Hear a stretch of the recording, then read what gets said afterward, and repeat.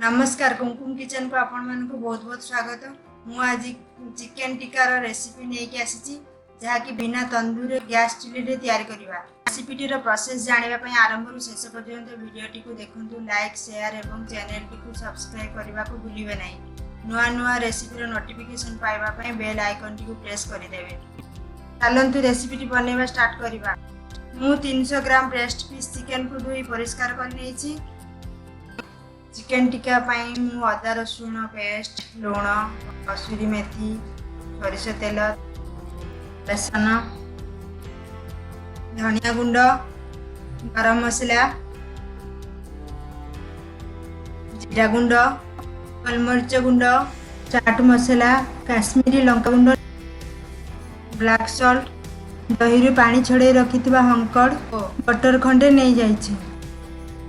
Fast marination पाई bowl square size रो chicken piece नहीं जाइछि।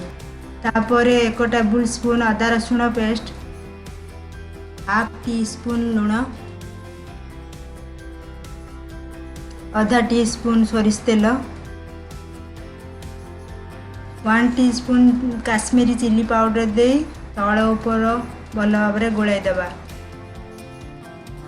आधा घंटा मैरिनेशन पाई छाड़ी देबा। गैस रे नॉनस्टिक पैन बसाई गरम करी नवा। फ्राइंग पैन गरम हो गले 1 टेबल स्पून सोरिष तेल दे देबा। गैस रो फ्लेम को मीडियम रे रखिबा। तेल गरम होले 1 टीस्पून बेसन नहीं भल भाव रे भाजी नवा।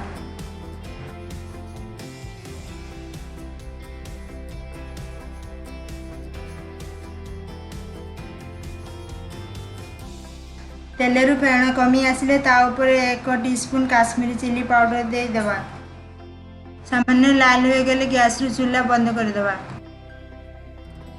देखंतु तेलर गोटे सुंदर कलर आसीगला।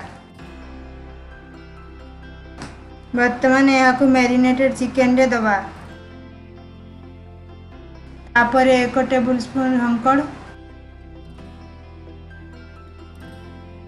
1 टीस्पून धनिया गुंड,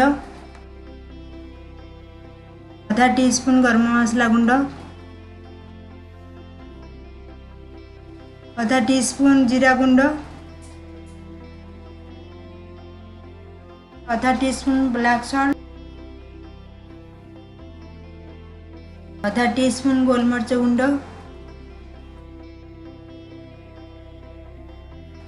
हाफ टीस्पून रोस्टेड कसूरी मेथी को हाथ रे क्रश करी दे देबा, जहाँकि सुंदर बासना आसी थाए। हाफ टी स्पून चाट मसला दे भल भाव रे गोलाई नेबा।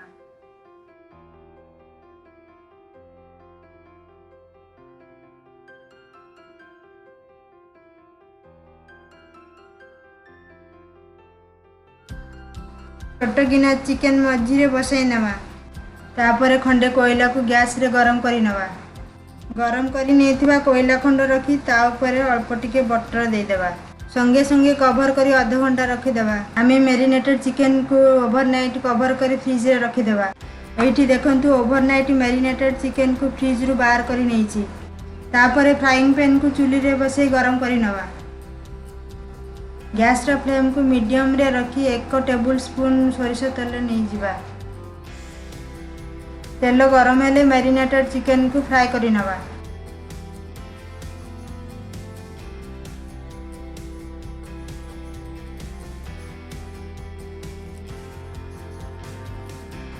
ढांकुणी घोड़े 5 मिनिट पर चिकन को चिमुटा साहाय्य उलटाई देबा। एबे देखंतु चिकन गुड़िक लाल ब्राउन कलर आसी जाइछि।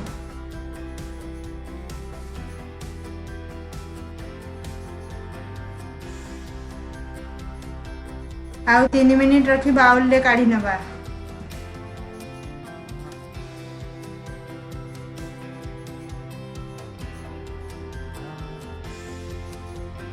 टिके स्मोकी फ्लेवर आनिबा पाई बारबेक्यू स्टिक रे गोटे पर गोटे गुटी गैस चूल्हा रे पोड़ी नहीं पारिबे। एमिति भी चिमुटा रे नहीं स्मोकी फ्लेवर दे पारिबे।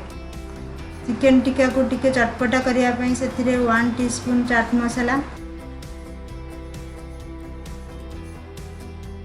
आधा टीस्पून भजा जीरा गुंड, रोस्टेड कसूरी मेथी और 2-3 ड्रप बटर दे टस कर नवा।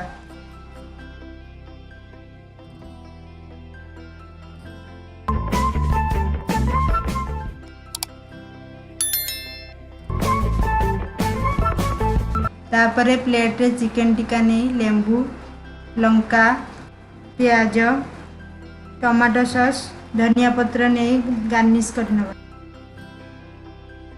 यही रेसिपीटी ट्राए करंतु निश्चय भल लगे। रेसिपीटी केमिति लागिला कमेंट करी जणाइबे। खूब शीघ्र नुआ रेसिपी नहीं आसीबी। रहिली धन्यवाद।